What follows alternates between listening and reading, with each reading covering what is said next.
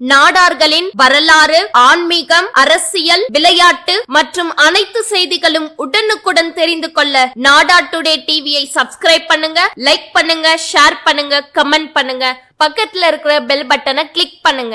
இன்றைய தினம் நடைபெறுகின்ற இந்த ஆலோசனை கூட்டத்திற்கு ஏற்பாடு செய்த நெல்லை தூத்துக்குடி நாடார் முகமையினுடைய நிர்வாகிகள், அருமைக்குரிய அண்ணன் தலைவர் ஆனந்தராஜ் அவர்களுக்கும் செயலாளர் உள்ளிட்ட அவையினருக்கும் முன்னிலை வைக்க வருகை தந்து இன்றைய தினம் நெல்லை தூத்துக்குடி நாடார் சங்கம் அழைத்தவுடன் இங்கே வருகை தந்திருக்கின்ற அருமைக்குரிய தச்சனமாடார் சங்கத்தினுடைய பொருளாளர் அருமையான செல்வராஜ் உட்பட மேடையில் அமர்ந்திருக்கின்ற தலைவர்கள் அத்தனை பேர்களையும் முதற்கண் இங்கே வருகை தந்திருக்கின்ற சின்ன உறவின் முறைகள், பெரிய உறவின் முறைகள் அனைவர்களுக்கும் மாலை வணக்கத்தை சொல்லி, குறிப்பாக இன்றைய தினம் ஒரு நல்ல முடிவு எடுக்க ஆரம்பித்திருக்கின்றோம்.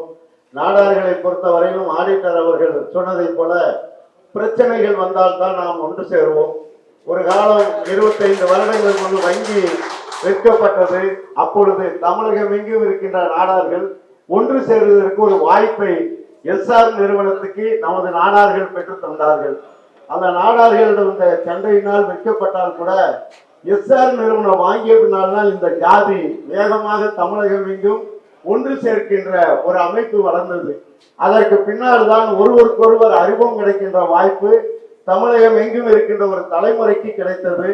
அந்த தலைமுறை மூலம் இன்றைக்கு எல்லா அமைப்புகளிலும் அன்றைக்கு இருந்த அந்த சமூகத்திற்கு பாடுபட்டவர்கள், அந்த வங்கியினுடைய இதுக்கு பாடுபட்டவர்கள் தான் இன்றைக்கு அமைப்பினுடைய அத்தனை அமைப்புகளிலும் இருந்து கொண்டிருக்கிறார்கள். அதை உண்மையிலே பார்க்கின்ற பொழுது ஒரு சமூக எழுச்சிதான். அதை போல இன்றைக்கு உண்மையிலேயே இந்த சமூகத்தை மீண்டும் ஒன்று சேர்த்த அந்த ஜட்ஜி அவர்களுக்கு நன்றி சொல்ல வேண்டும். அதுதான் உண்மையிலேயே விஷயம். ஏனென்றால் இந்த ஜட்ஜி செய்த வேலை நன்றிதான். அவர் கேஸ்கட்டை படித்து பார்த்தோம் என்றால் நன்றாக தெரியும். உங்களுக்கு ஆங்கிலத்தில் வழக்கறிஞர்கள் அவர்களும் ஆடிட்டர் அருமைக்குரிய ஆர்வலர் போன்றவர்கள் சொன்னார்கள். ஆனால் அதை தமிழாக்கம் பண்ணி படித்து பார்த்தேன். அதில் உண்மையிலேயே அவர்கள் கேட்டு இருக்கின்ற கண்டனத்துக்கும் அவர்கள் சொல்லி இருக்கின்ற தீர்ப்புக்கும் சம்பந்தமே இல்லை. அவர்களை பொறுத்தவரையிலும் இன்றைக்கு அரசாங்கத்திற்கு உத்தரவிட்டிருக்கிறார்கள். அதை பொறுத்தவரையிலும் நாம் 3000 சங்கங்கள் வைத்திருக்கிறோம். அதில் 500, 1000 சங்கங்கள் பள்ளிக்கூடம், கல்லூரிகள் நடத்துகிறோம். ஆனால் எந்த சங்கங்களிலும் நமக்கு தெரிய ஒரு 30 வருஷம் கோர்ட்டு கேஸ் எல்லாமே போய்கொண்டுதான் இருக்கிறோம். நாடார் சங்கங்களுக்கு எந்த சங்கங்களுக்காவது இப்படி ஒரு தீர்ப்பு வந்திருக்கிறா என்றால் இல்லை. ஏனென்றால் அரசாங்கத்தினுடைய ஜட்ஜிகள் எந்த தீர்ப்பும் இப்படி சொல்லவில்லை. அவர்களை பொறுத்தவரையிலும் ஒரு சமூகம் நல்ல சமூகம், அவர்கள் தேவையில்லாமல் சண்டை போடுவார்கள் என்று தீர்ப்பை சரியாக சொல்லியிருக்கிறார்கள். ஆனால் இன்றைக்கு செங்குந்தர் சங்கத்திற்கும் அருமைக்குரிய நாமக்கல்லில் இருக்கின்ற ஒரு சங்கத்திற்கும் இந்த இருக்கின்ற பிரச்சனைகளை அவர்கள் கேட்ட கண்டனத்தை விட்டுவிட்டு வேறு ஏதாவது ஒன்றை சொல்ல வேண்டும் என்று அவர்கள் எடுத்திருக்கின்ற ஜட்ஜ்மெண்டில் ஒரு அருமைக்குரிய சந்துரு அவர்கள் நாங்குநேரில் நடந்த அந்த ஜாதியினுடைய மாணவர்கள் தாக்கத்தை, அங்கே இருக்கின்ற தீர்ப்பை, அவருக்கு கொடுத்த கமிஷனை இந்த ஜட்ஜ்மெண்டில் காட்டியிருக்கின்றார்கள். ஒரு பள்ளிக்கூடம், அரசாங்க பள்ளிக்கூடத்தில் நடந்த ஜட்ஜ்மெண்டை ஜாதியில் கயரை கட்டுகிறார்கள் என்பதை எல்லாம் குறிப்பாக காட்டி, அதே போல் ஒவ்வொரு இடத்திலும் நடந்ததை, ஒவ்வொரு ஜட்ஜ்மெண்டிலும் ஆந்திராவில் நடந்த ஜட்ஜ்மெண்டையும் வடக்கே நடந்த ஜட்ஜ்மெண்ட்களையும் அனைத்தையும் காட்டி, அவர் கேட்ட அவர்களுடைய அந்த ஜாதி பிரச்சனையை விட்டுவிட்டு எங்கேயோ இருந்து எங்கேயோ ஒரு தவறை செய்வதை போல நாம் ஒரு விஷயத்தை கேட்கிறோம். இந்த விஷயத்தை எங்களுக்கு இந்த நீதியை கொடுங்கள் என்று கேட்கின்ற பொழுது நீதிபதிகள் அதற்குரிய நீதியை சொல்லாமல் விட்டுவிட்டு, நீங்கள் ஒட்டுமொத்தத்தில் ஜாதியை எடுத்து விடுங்கள், அரசு பள்ளிகள் அரசினர் பள்ளி என்று ஆதி திராவிடர் பள்ளி என்று பெயரை எடுத்து விட வேண்டும். தமிழகத்தில் பெருந்தலைவர்களுக்கு முன்னாலேயே கள்ளர் சீர்திருத்த பள்ளி என்று இருந்தது. அந்த கள்ளர் சீர்திருத்த பள்ளியை உடனடியாக பெயரை நீக்கிவிட வேண்டும். இதுதான் அந்த ஜட்ஜ்மெண்டில் உத்தரவு. அரசு அது ஆதி திராவிட பள்ளிகளையும் கள்ளர் பள்ளியும் முதலில் பெயரை எடுக்க வேண்டும். அதற்கு பின்னால் தமிழகத்தில் யார் நன்கொடை கொடுத்து பள்ளிகள் நடத்தி கொண்டிருக்கிறார்களோ அந்த பள்ளிகளை உடனடியாக அரசாங்கம் அவர்களுக்கு ஆணையிட வேண்டும். பத்திரப்பதிவு துறைக்கும் அரசாங்கத்திற்கும் தான் அவர்கள் இந்த ஆணையை இட்டிருக்கிறார்கள். அரசாங்கம் கல்வி இலாக்கா மூலமும் பத்திரப்பதிவு அதிகாரி மூலமும் நாம் நடத்துகின்ற பள்ளிகளுக்கெல்லாம் இந்த ஆர்டரை அவர்கள் அனுப்ப வேண்டும். அரசாங்கம் நமக்கு சொல்ல வேண்டும். இப்பொழுது கொடுத்திருக்கின்றது 6 வார காலம். இங்கே வழக்கறிஞர் அவர்கள் சொன்னதை போல 6 வார காலம். இன்றைக்கு அரசாங்க பப்ளிக் இன்ஸ்பெக்டர் அவர்கள் அந்த 6 மாத காலம் 3 மாத காலம் ஏன் காலதாமதம் செய்தார் என்பதை சரியாக செய்தவில்லை. ஆதலால் நாம் இன்றைக்கு ஒரு கமிட்டி அமைத்து இங்கே அத்தனை பேர்களும் தங்களுடைய கருத்துக்களை பதிவு செய்திருக்கிறீர்கள். இந்த கருத்தின் அடிப்படையில் இன்றைக்கு நாம் உடனடியாக ஒரு கமிட்டியை போட்டு அரசாங்கத்தினுடைய பப்ளிக் ப்ராசிக்யூட்டரை நாளைக்கு ஒரு வழக்கறிஞர்களை வைத்து ஏன் இந்த தாமதம் காரணம் என்ன, இதை அப்பீல் செய்வது அரசாங்கம் செய்வதா, செங்குந்தர் மகாஜன சங்கம் அல்லது அப்பீல் செய்வதா? அவர்கள் கேட்ட கண்டென்ஸ் இப்பொழுது செங்குந்த மகாஜன சங்கம் செங்குந்தன் என்ற பெயரை எடுத்துவிட்டு மகாஜனம் மட்டும் மொட்டையாக வைக்க போகிறார்களா? அவர்களுக்குத்தான் அந்த உத்தரவை இட்டிருக்கிறார்கள். அவர்கள் அப்பீல் செய்ய வேண்டும். அந்த அப்பீலுக்கு பின்னால் நாம் வைத்திருக்கின்ற சங்கங்கள் அமைப்பின் மூலம் அவர்களோடு சேர்ந்து ஒரு அப்பீலை போட்டோம் என்றால் நாம் எங்களுக்கும் இது பாதிக்கும். நாடார்கள் இத்தனை கல்வி நிலையங்கள் வைத்திருக்கிறோம். இந்த கல்வி நிலையங்களை பூரா வைத்து ஒட்டுமொத்தமாக கோட்டில் போட்டு நிறுத்துவோம் என்று சொல்வதை போல நாம் செய்தால் சரியாக இருக்கும். அதற்கு முன்னால் இங்கே சொல்லியதை போல அனைத்து சமுதாய அமைப்புகள், ஏனென்றால் பள்ளிக்கூடம் நடத்துகின்றவர்கள், கல்லூரி நடத்துகின்ற அனைத்து ஜாதிகள், செட்டியார்கள், கவுண்டர்கள், கோனார்கள், தேவேந்திர குல வேளாளர்கள், இன்றைக்கு இருக்கின்ற கல்லர்கள், ஏனென்றால் கல்லருக்கும் 3-4 கல்லூரிகள் இருக்கிறது. குசலமட்டையில் ஒரு கல்லூரி, பசுமணியில் ஒரு கல்லூரி, இன்றைக்கு இருக்கின்ற இதில் நமது சங்கரங்கோயில் இருக்கின்ற கல்லூரிகள், மற்ற கல்லூரிகளுடைய அதிபர்களை எல்லாம் அவர்கள் தேவரினம் என்றுதான் போட்டிருக்கிறார்கள். இதற்கெல்லாம் பாதிப்பு வரும். அவர்களையும் நாம் அழைத்து ஒரு கமிட்டியாக போட்டு இந்த விஷயங்களை ஒன்று அரசாங்கத்திடம், அரசாங்க பப்ளிக் செக்டரிடம் சென்று சொல்லி நீங்கள் அதற்குரிய அப்பீலை செய்யுங்கள் என்று சொல்லணும்.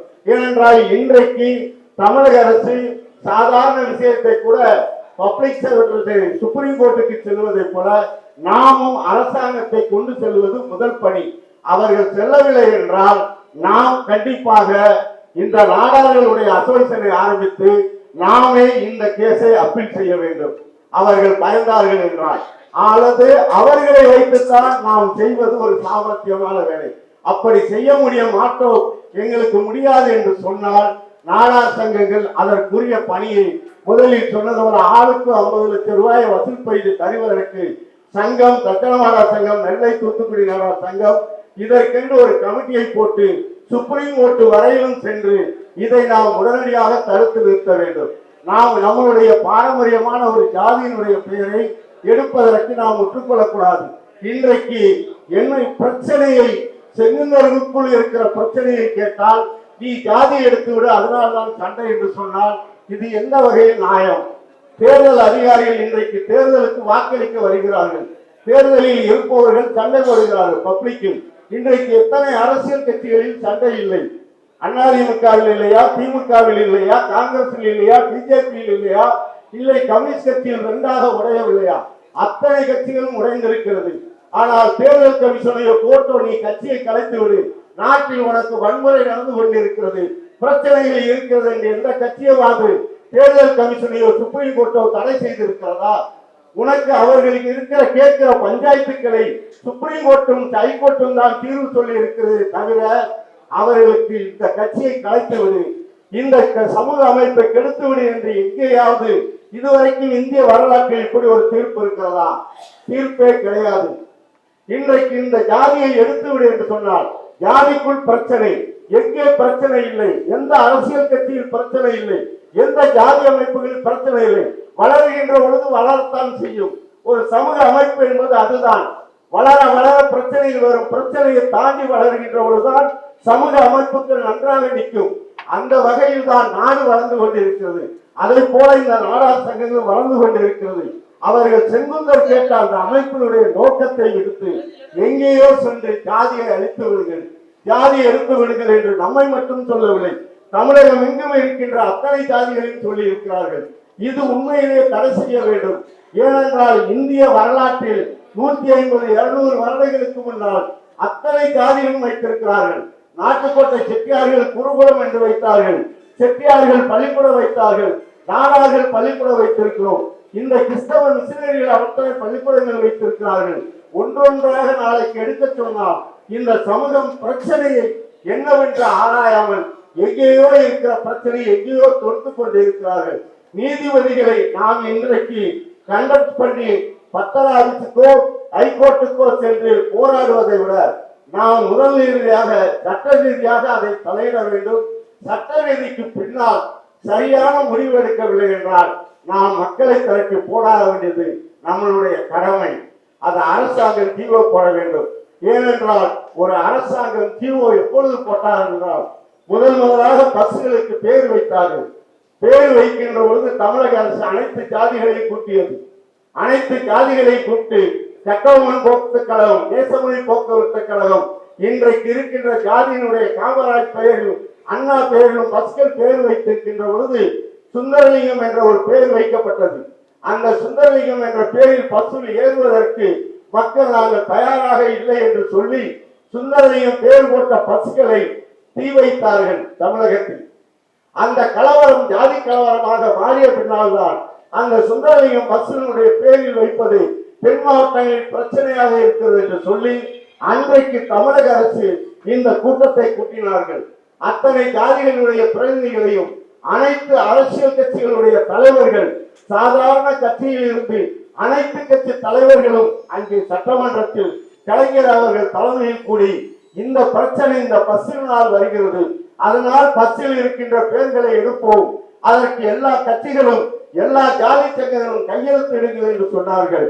அந்த அடிப்படையில் தான் பஸ்களில் பேர்கள் எடுக்கப்பட்டது. ஏனென்றால் அன்றைக்கு ஒரு பஸ்ஸில் ஏற முடியாது என்று ஒரு சமூகம் இரண்டு சமூகம் சொல்ல ஆரம்பித்தவுடன் தான் பிரச்சனைகள் வந்தது. அதைத்தான் அன்றைக்கு அரசாங்கம் செய்தது. அதை போல இன்றைக்கு நீங்க சொன்னதை போல 10% படித்துக் கொண்டிருக்கின்ற நாம் நம்மளுடைய பள்ளிகளில் 5% தான் படித்துக் கொண்டிருக்கிறோம். அப்படி பார்க்கின்ற பொழுது இந்த பள்ளிக்கூடங்களை யாரால் தடை செய்ய முடியும்? நாம் யாருக்கும் கெடுதல் செய்ய முடியாத ஒரு ஜாதி, அத்தனை பேர்களுக்கும் நன்மை செஞ்சிருக்கிறோம். நாடாளுடைய பேரை எடுக்க முடிவதற்கு அரசாங்கமும் இன்றைக்கு உத்தரவு போடுவதற்கு அதிகாரம் கிடையாது. அப்படி ஒருவேளை இனி இந்த அதிகாரம் வருவதற்கு முன்னால் நாடார் அமைப்புகள் நாம் இந்த போராட்டத்தை எடுத்து இதற்கு முன்னால் நிவாரணத்தை சரி பண்ணிவிட்டு நாமும் இனி வருகின்ற காலங்கள் அரசாங்கம் சட்டம் என்ன செய்யுமோ அதற்கு தகுந்தாற்போல் நாம் தயாராக வேண்டும். நாடார் சங்கங்கள் நடத்துகின்ற அத்தனை பேர்களும் ஒன்று திரண்டு சரியான பாதைகளை வகுத்துக் கொண்டால்தான் அரசாங்கத்தையோ அல்லது இன்றைக்கு வருகின்ற சட்ட திட்டங்களையோ எப்படி இந்திய கவர்மெண்ட் ஒரு வக்போர்டுக்கு சட்டம் ஏற்றிருக்கிறதோ அதை போல நாமும் இன்றைக்கு ஒரு அட்வான்ஸாக சிந்தித்து கவர்மெண்ட் எந்த போக்கில் போகிறதோ அதற்கு தகுந்தாற்போல் இந்த சமுதாய அமைப்புகளும் மாறி அதற்கு தகுந்தாற்போல் நம்மை தயார் செய்யப்பட வேண்டிய காலம் இன்றைக்கு வந்து கொண்டிருக்கிறது.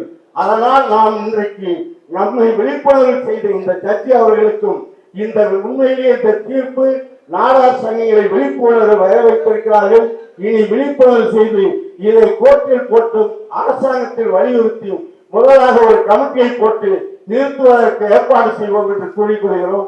நன்றி, வணக்கம். இந்த வீடியோ உங்களுக்கு பிடிச்சிருந்தா லைக் பண்ணுங்க, ஷேர் பண்ணுங்க, சப்ஸ்கிரைப் பண்ணுங்க, பக்கத்துல இருக்கிற பெல் பட்டனை கிளிக் பண்ணுங்க.